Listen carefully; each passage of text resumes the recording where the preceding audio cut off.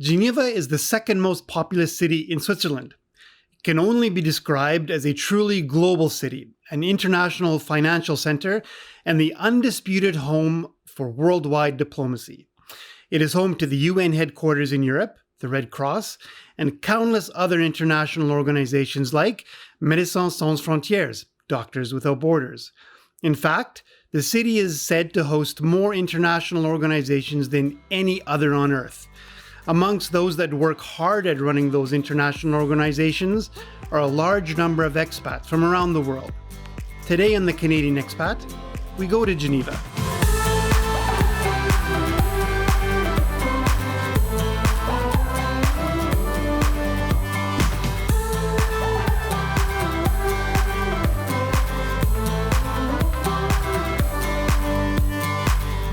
I am absolutely delighted to welcome today's guest, Reshma Adatia. Reshma, originally from Calgary, works as the International Operations and Humanitarian Representation Coordinator, that's a mouthful, for Médecins Sans Frontières, Doctors Without Borders. Reshma, welcome to the Canadian Expat. Thank you very much. It's nice to be here. Reshma, thank you so much for what you do with one of the world's most amazing organizations. But can you tell us a little bit about this road to Geneva? How did you get there? Yeah, no, that's a really good question. So, I started working with Médecins Sans Frontières, MSF, 15 years ago.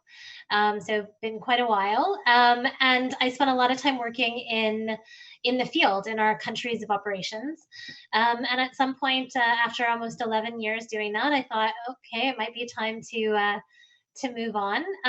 So I moved to Amsterdam for a few years, where I worked for MSF in Amsterdam. And then I was lucky enough to join the international office, which is where sort of the international office, the secretariat, let's say, of the MSF movement. So my career brought me here, that's the story.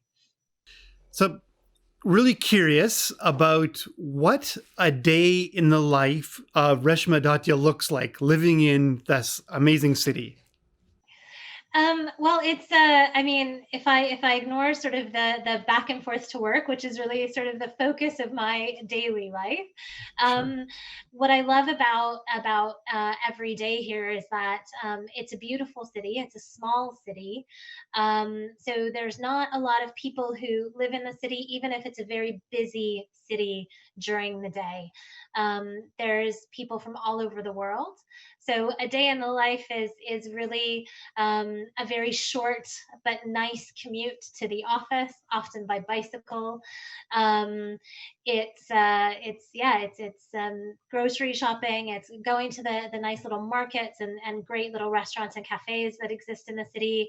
And of course, on a good day, it's being out by the lake, which is the center of the city, or the heart of the city, really, or walking along one of the rivers or in one of the many, many green, beautiful parks in the city with the dog.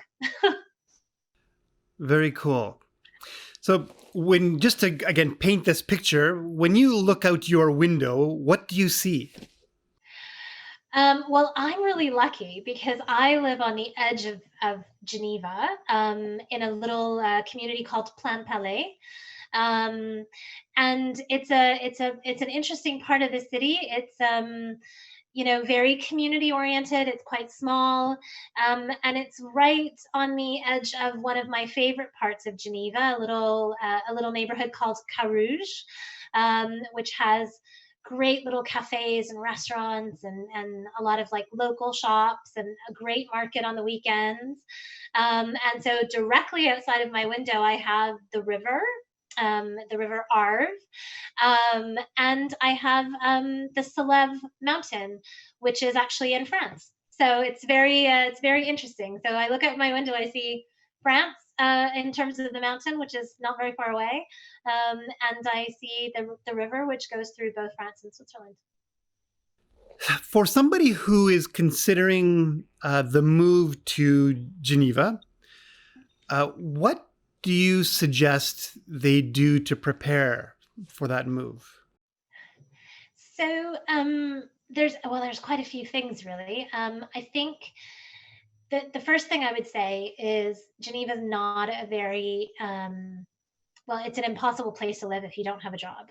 Um, so it's an expensive city. It's a city that is, because it's full of a lot of internationals. You really, I think, when you first move here, you're really going to start to create your social circle through your job, through your career. Um, I have friends here who've come with families, and of course that's another way to build a bit of a social circle through, mums groups, children's groups, what have you. But you do need to have something to connect into. It's not the kind of city that there's a lot of huge social activities. I would say. I think there's probably some people who would disagree with me on that, but I find that that you need to have a bit of, you have to know something and have a bit of a stability, let's say, something where you can sort of jump off from. That would be the first thing. um, I would definitely say be prepared for sticker shock. It is really expensive to live here. Um, and if you don't know the environment, and you do have a job and you get your sort of salary, your proposal, you think, wow, that's a lot. I'm making a lot of money. But you're really not going to be making a lot of money.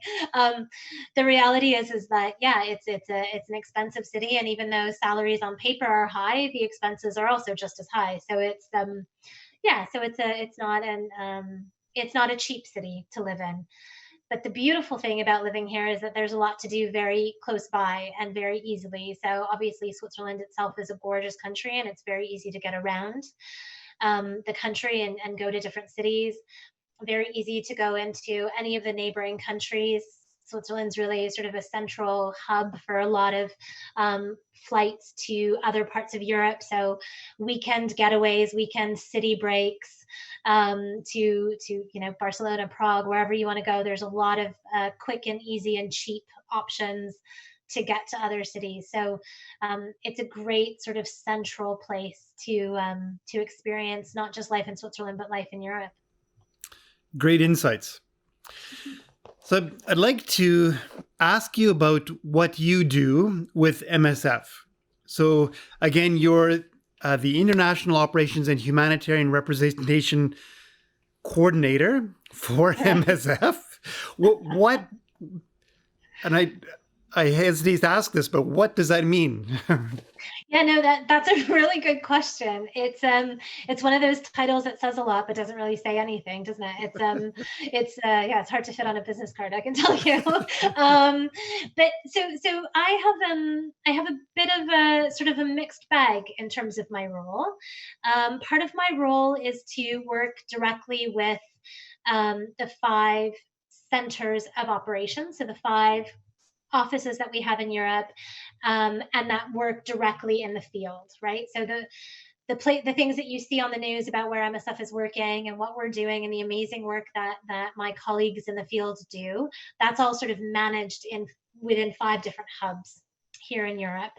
And my role is to work with the directors of those hubs, to work together with that platform, make sure that we're aligned, working together, engaging in the right places at the right times.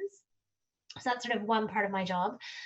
The other part of my job is I'm the head of our international humanitarian representation team. And what that means is my team, we're based all over the world. I have 13 colleagues on my team, and most of what we do is engaging with multilateral organizations or other states, engaging in humanitarian diplomacy work, really being able to share what we do, what are the things that we see, and really giving the perspective of the medical humanitarian work that we do in countries all around the world. Amazing. Thank you very I much love for it. all And of lucky. that. That's Very lucky. yeah, I bet. So one thing that we've implemented here on the Canadian Expat is to conduct a bit of a rating survey, if you will, on 6 items in the area that you live in. So I'm going to ask you to rate the following 6 items between 1 and 10. Now, you've already discussed some of it already, so it shouldn't be too hard. But where would you rate the cost of living in Geneva? Right. So I'm going to put it at a 4. Okay, good. Expensive place to be. Okay. Healthcare. In terms of cost or provision? Either or both. So if I talk about provision of healthcare, so healthcare service availability, quality of healthcare, it's definitely in the top range. So sort of a 9 or a 10. I mean, there's amazing medical facilities and amazing medical services available. If I put it at the cost of medical services, health insurance is very expensive in Switzerland. And so that would be at the 1 or 2 range, because not only are medical services expensive, but the cost of medicines is also really expensive. So it's yeah. Okay, perfect. Friendliness. It's really funny. These are actually quite difficult for Geneva. So I'm going to be giving lots of caveats. All of the viewers are going to be like, what the hell? So caveats. I'll divide that up. I'll say that I'll divide it up into 2 categories. Friendliness in terms of the local sort of Swiss population, and friendliness in terms of the expat community. Okay. So in terms of the local Swiss population, I would say it's about a 5. It's a very, it's a very discreet country. It's a very discreet society. So not overtly friendly, but once people get used to you, then you'll get the odd smile in the street. In terms of the expat community, I would put it at sort of a 7 or an 8. Once you sort of find your groove, then absolutely, it's a very friendly part of the city to be involved in. Perfect. The next one is not unrelated to that one, but the community of other expats and that support system. Yeah, so that definitely is even higher. I would say it's in the 9 or 10. There's lots of different opportunities for expats to reach out to each other. Lots of online forums, lots of Facebook forums, that kind of stuff. So there is a lot of those resources around, and very easy to access. Perfect. Access back home. Actually, really easy. There are usually daily flights from Geneva directly to Montreal. So if you're living out west, where I go to visit my family, it's a bit of a stretch, but easy access. Air Canada flies here, and then again, it's also very central to many parts of Europe. So it's very easy to get to another European destination for a direct flight that may be closer to where you're actually based, if you're based out west, for example. Perfect. Services that you might receive from a consulate or embassy. So again, very, very available. There's the UN consulate for Canada, so the Canadian permanent mission to the United Nations is based here, and they offer full consular services. My last 2 passports have been renewed here. So yeah, super easy. People are really, really friendly. There isn't necessarily that huge, I know in some of the countries that I've worked in, there's been like, Canada Day picnics and that kind of stuff, where they bring the Canadian expats together. That doesn't happen so much here, but it's also because it's a pretty massive expat community. So, right. So I think it's also just more of a practical thing. But yeah, no, very, very easy to get access to the Canadian consulate or the Canadian embassy with no problem. Perfect. Reshma, thank you so much for spending time with me today. Thank you very much for having me. And for all of those watching, thank you so much for watching. If you've enjoyed this, please hit the like button. And if you haven't subscribed yet, please do so. Until next time.